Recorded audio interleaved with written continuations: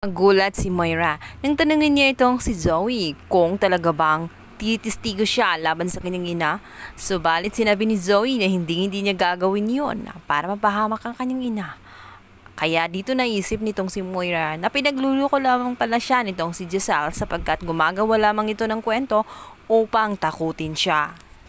Inuutos si Moira dito sa kanyang anak na si Zoe. Ang gusto niya ay i-check kung saan naroroon itong si Annalyn at itong si Lynette nang makisiguro siya kung sila ba yung humaharang kay Dax dahil kung oo, nais na niyang pati ang mag-ina ay idadamay niya at nang mabura na sa kanilang landas dahil alam niya na yun ang nagiging dahilan kung bakit siya nakukulong. Moira ay sobra-sobra na siyang nagiging dahilan kung bakit gumagawa siya ng paulit-ulit na kasalanan para lang ang kanyang anak ay makasiguro na may mana na makukuha at hindi lamang mapupunta kay Annalyn ang lahat-lahat.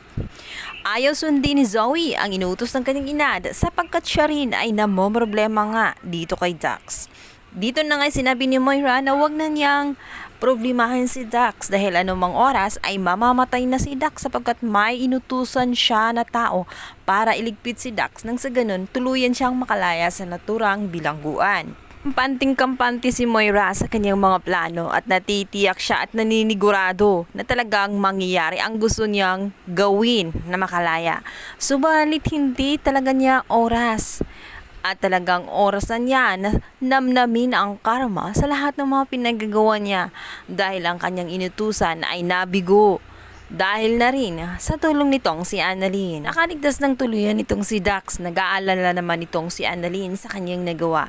Subalit hindi naman siya paparusahan sapagkat ang taong yon ay kriminal at hitman nga ang tawag doon sa kanya. Kaya worth it lang sa kanya sapagkat self-defense lang naman ang nangyari. Nagawa lang naman ang bagay na yon dahil gusto niyang depensahan ang kanyang sarili mula sa tiyak na kapahamakan.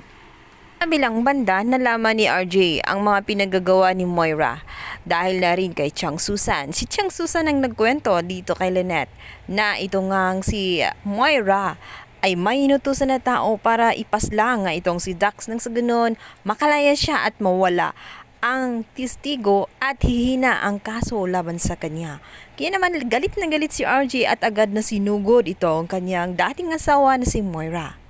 Sinabihan niya ito na tumigil na siya sa paggawa ng kasamaan dahil hinding-hindi na siya makakalabas ng kulungan at hinding-hindi na yon papayagan.